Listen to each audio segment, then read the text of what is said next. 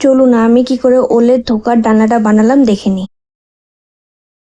একটা মিক্সার জারে মটরের ডাল, আতপ চাল, ওল, শুকনো লঙ্কার গুঁড়ো, কাশ্মীরি লঙ্কার গুঁড়ো, আদা, ধনে গুঁড়ো, জিরে গুঁড়ো আর অল্প জল দিয়ে ব্লেন্ড করে নিতে হবে।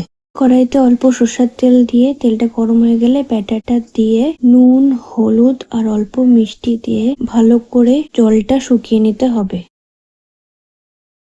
জলটা শুকিয়ে গেলে ধোকার মিশ্রণটা একটা প্লেটে উঠিয়ে ঠান্ডা করে নেব। ঠান্ডা হয়ে গেলে চৌকো করে কেটে নিলাম। সাইজ আর শেপ আপনারা আপনাদের ইচ্ছে মতো কেটে নিতে পারেন।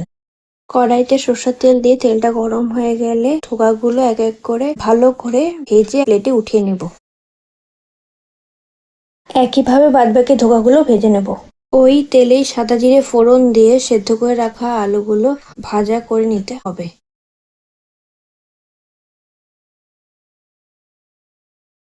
আলুটা ভাজা হয়ে গেলে বেটে রাখা মশলাটা দিয়ে অল্প হলুদ, পরিমাণ মতো নুন, অল্প চিনি আর সামান্য জল দিয়ে ভালো করে কষিয়ে নিতে হবে। মশলাটা কষানো হয়ে গেলে পরিমাণ মতো জল দিয়ে ফুটতে দিতে হবে। ঝোলটা ফুটে গেলে ধোকাগুলো ঝোলের মধ্যে দিয়ে দেব। ওহো, আমি তো একটা কথা বলতেই ভুলে গেছি, আমি তিতলি। তোমরা যারা যারা এই ভিডিও দেখছো তারা চ্যানেলটাকে সাবস্ক্রাইব করে দিও আর বেল আইকনটাকে টিপে দিও। বন্ধু হয়ে পাশে থেকো।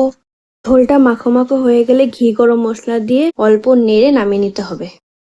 গরম গরম ভাতের সাথে দারুণ লাগে।